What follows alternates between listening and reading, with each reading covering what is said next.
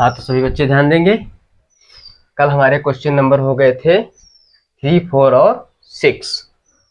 5 number question जो था वो छूट गया था, इस वजह से उसको आज देख लेते हैं।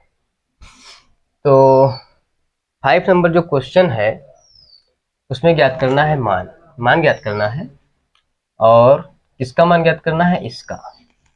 तो सबसे पहले हम इसको मान लेंगे x बराबर 2.7 और बार लगा हुआ है, इस वजह से इसको कितनी भी बार लिख सकते हैं। तो ये आपका हो जाएगा समीकरण नंबर 1।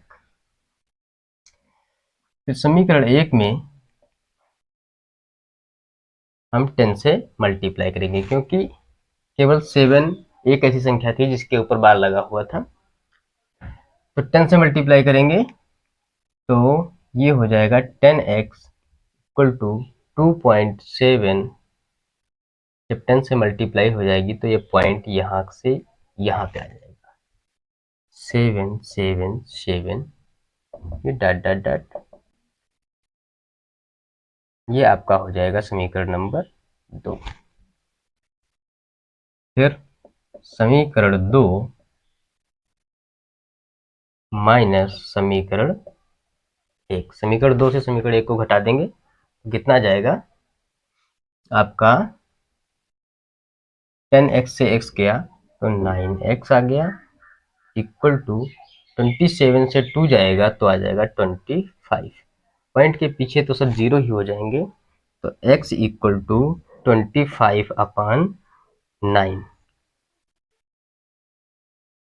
इसी तरह से हम 1.3 को भी हल कर लेते हैं। तो 1.3 को हल करने के लिए इसको भी मान लेंगे माना, इसको भी मान लेंगे माना x इक्वल टू 1.333। ये आपका समीकरण नंबर 1 हो गया। समीकरण 1 में क्या करोगे, 10 से मल्टीप्लाई कर दोगे तो ये आपका हो जाएगा 10x इक्वल टू, ये यहाँ से पॉइंट हट के यहाँ पे आ जाएगा, तो 13.333 डॉट डॉट डॉट, ये आपका समीकरण नंबर 2 हो जाएगा। इस समीकरण 2 माइनस समीकरण 1। अब समीकरण 2 से समीकरण 1 को घटाना है तो 10x से x जाएगा, आपका बचेगा 9x, इक्वल टू 13 से 1 जाएगा, आपका बचेगा 12। पॉइंट के बाद जीरो ही हो जाएंगे, तो x इक्वल टू 12/9। अब आपका क्वेश्चन क्या था, आपका क्वेश्चन था 2.7 बार,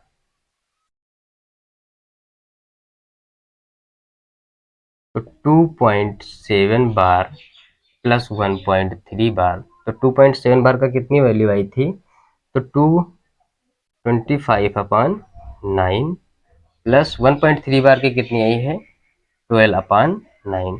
डिनोमिनेटर सेम है इसलिए 9 नीचे आ जाएगा, ऊपर वाली संख्याएं ऐड हो जाएंगी। 5 और 2 7, 2 1 3, ये आपका आंसर आ जाएगा। तो इसका मान कितना आया है, तो 37/9। ये आपका क्वेश्चन नंबर हो गया 5।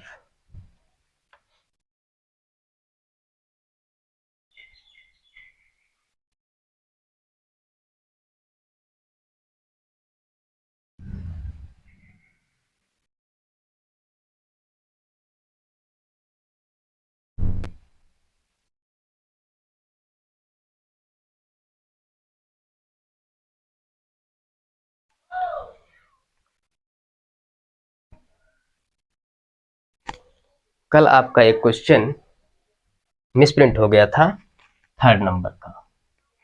उसमें था ये कि 3.18 बार था और हमने इसको हल कर दिया था 0.18 समझकर। तो ये मिसप्रिंट है, इस वजह से इसकी जगह पे ये क्वेश्चन आपका था और हल क्या किया गया था, ये वाला। तो उसकी जगह पे इसको देख लीजिए। तो इसको मान लेते हैं, माना x इक्वल टू 3.18 18, क्योंकि दो संख्याओं के ऊपर बार लगा हुआ है तो दो संख्याओं की पुनरावृत्ति होगी। ये आपका समीकरण 1 हो जाएगा। समीकरण 1 में कितने से मल्टीप्लाई करोगे? अब की बार दो संख्याएं हैं, इसका मतलब 1 के पीछे 2 जीरो, तो 100 से मल्टीप्लाई करेंगे समीकरण 1 में, तो ये आपका हो जाएगा 100x इक्वल टू, ये यहाँ से पॉइंट यहाँ पे आ जाएगा, तो 318.1818, ये आपका समीकरण नंबर 2 हो जाएगा। अब समीकरण नंबर 2 माइनस समीकरण नंबर 1, समीकरण 2 से समीकरण 1 को घटाएंगे तो 100x से x जाएगा तो आपका बचेगा 99x इक्वल टू 318 से आप घटाएंगे 3 को तो आपका बचेगा 315, पॉइंट के बाद 0 ही हो जाएंगे क्योंकि 18 उसी संख्या से उसी को घटाना है, तो x इक्वल टू आपका आ जाएगा 300/115/99। अब देखो ये आपका डिवाइड हो रहा है 9 से, तो क्या करेंगे, डिवाइड कर देंगे, 9 वन जा 9, 9 वन जा 9, और यहाँ पे आपका आ जाएगा 9 3 जा 27, 4, तो ये हो जाएगा आपका 45, तो 9 5 जा 45, ये आपका आंसर आ जाएगा। तीसरे का था क्वेश्चन, ये तीसरे का कौन सा क्वेश्चन था? शायद सी नंबर था, सी हो या डी हो, जो भी हो देख लेना।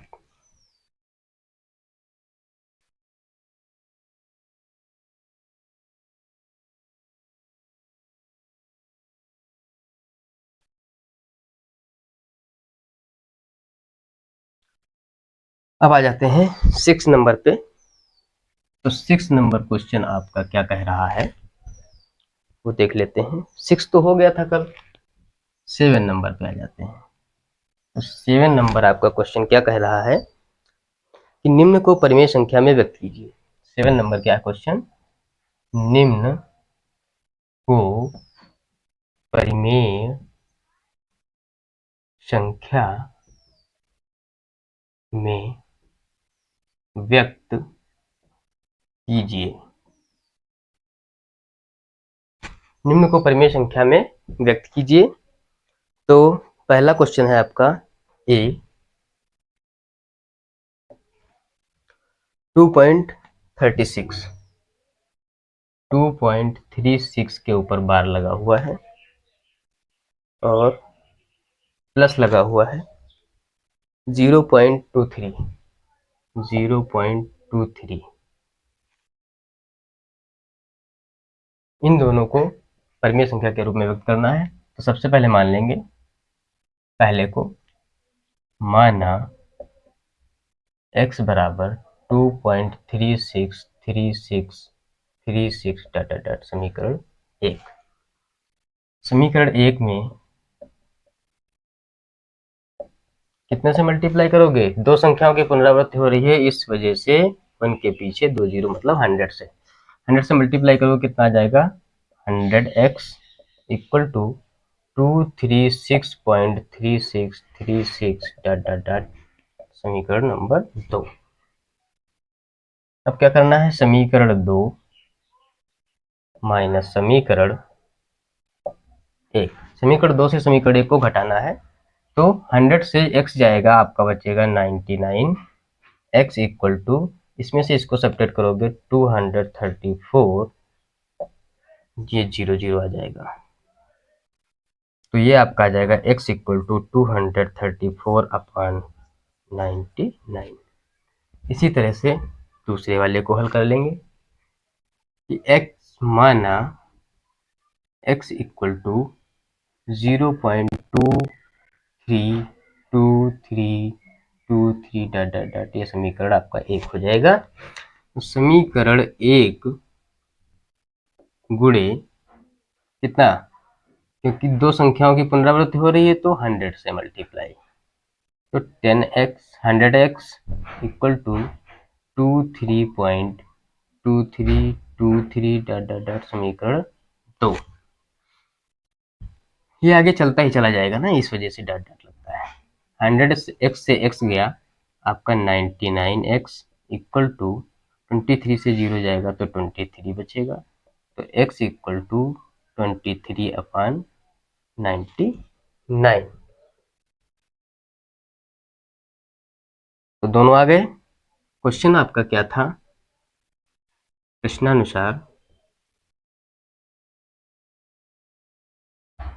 के अनुसार क्या था?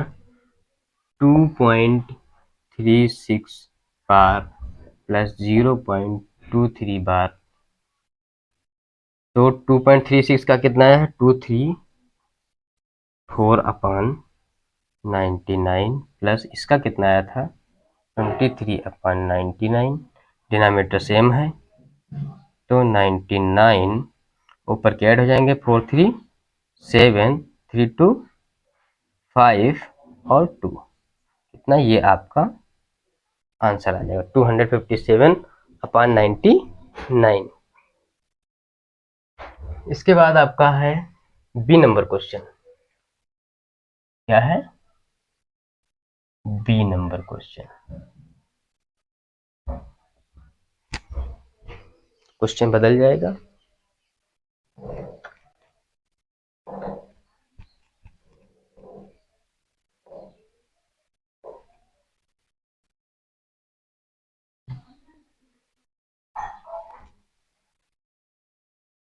क्वेश्चन आपका बदल जाएगा। क्या है? 0.38 बार प्लस 1.27 बार, 1.27 बार। इसको भी उसी तरह से मान लेंगे। माना x equal to 0.383838 dot dot dot समीकरण 1। फिर समीकरण 1 में कितने से मल्टीप्लाई करेंगे? 100 से। तो ये हो जाएगा आपका 100x equal to 38.3838 dot dot dot समीकरण 2। फिर समीकरण 2 माइनस समीकरण 1।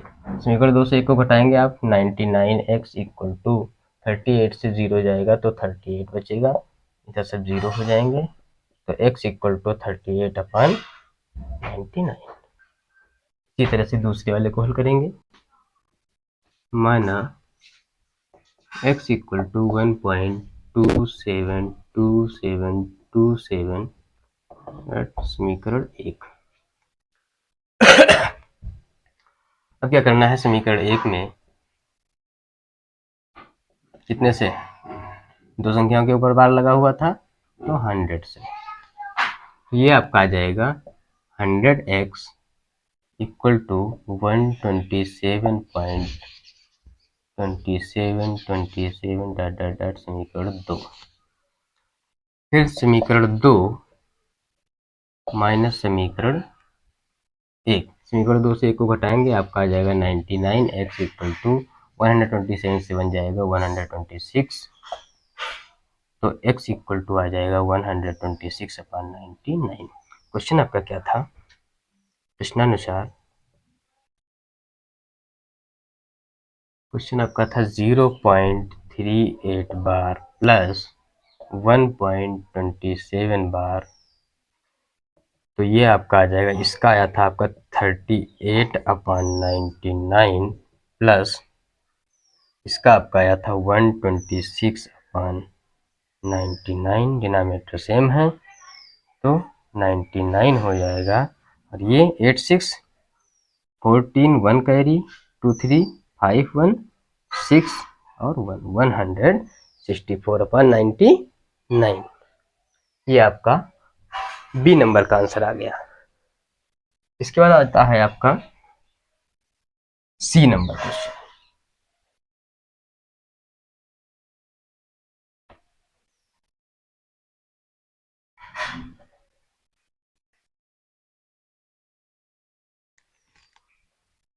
सी नंबर क्वेश्चन आपका कह रहा है 2.5 सी 2.5 बार प्लस 0.35, 0.35 बार। इसको ही मान लोगे, माना x इक्वल टू 2.5 बार लगा हुआ है, इसका मतलब 5 आएगा कई बार। ये समीकरण 1 हो जाएगा आपका। समीकरण 1 गुणे कितने से मल्टीप्लाई, 10 से, क्योंकि एक ही संख्या के ऊपर बार लगा हुआ था। तो 10x इक्वल टू 2 5.555 डाटा समीकरण 2। फिर समीकरण 2 माइनस समीकरण 1, समीकरण 2 से समीकरण 1 को घटाएंगे तो क्या बचेगा आपका, 9x इक्वल टू 25 से 2 जाएगा, कितना बचेगा 23। तो x इक्वल टू 23/9, ये आपका आ गया पहला। दूसरा है आपका x इक्वल टू 0.3535 डाटा समीकरण 2। समीकरण 1 है ये। तो समीकरण 1 में कितने से मल्टीप्लाई, दो संख्याओं की पुनरावृत्ति हो रही है इसलिए 100 से। तो ये आपका हो जाएगा 100x इक्वल टू 35 डाट समीकरण 2। तो समीकरण 2 माइनस समीकरण 1, समीकरण 2 से समीकरण 1 को घटाएंगे, कितना बचेगा 99x इक्वल टू 35, इसमें से इसको घटाओगे 35 बचेगा। तो x इक्वल टू 35/99। आपका क्वेश्चन क्या था, आपका क्वेश्चन था प्रश्नानुसार 2.5 बार प्लस 0.35 बार। तो 2.5 बार का कितना आया था 23/9 प्लस इसका कितना आया था 35/99। इसमें अब आपकी बात तो डिनोमिनेटर सेम नहीं है, तो क्या करोगे 11 से मल्टीप्लाई करके पहले डिनोमिनेटर सेम करोगे। तो ये आपका आ जाएगा 11 3 जा 33, 3 कैरी, 11 2 जा 22 और 3 25 प्लस 35, अब डिनोमिनेटर सेम हो गए हैं तो 99। तो ये आ जाएगा आपका 358, 538 और 2/99। ये आपका आंसर आ गया।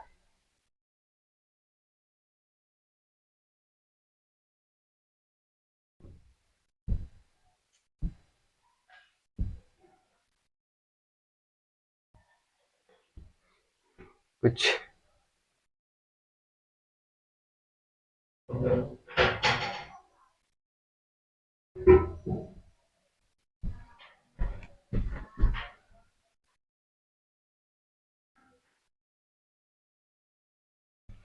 हाँ, तो आपका अगला क्वेश्चन है 8 नंबर, निम्न में से कौन सा कथन सत्य है। तो पहला क्वेश्चन है पाई और 22/7 दोनों परिमेय संख्या है।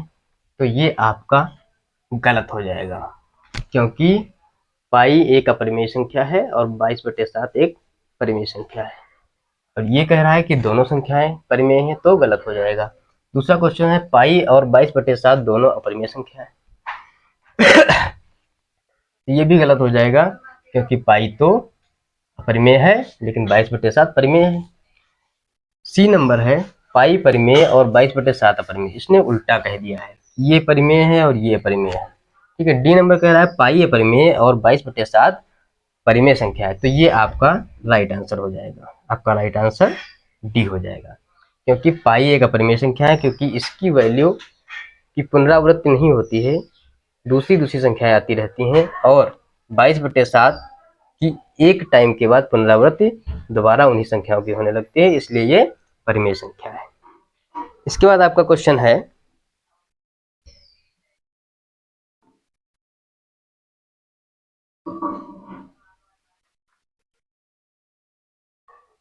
3 अपरिमेय संख्याएं ज्ञात करनी है।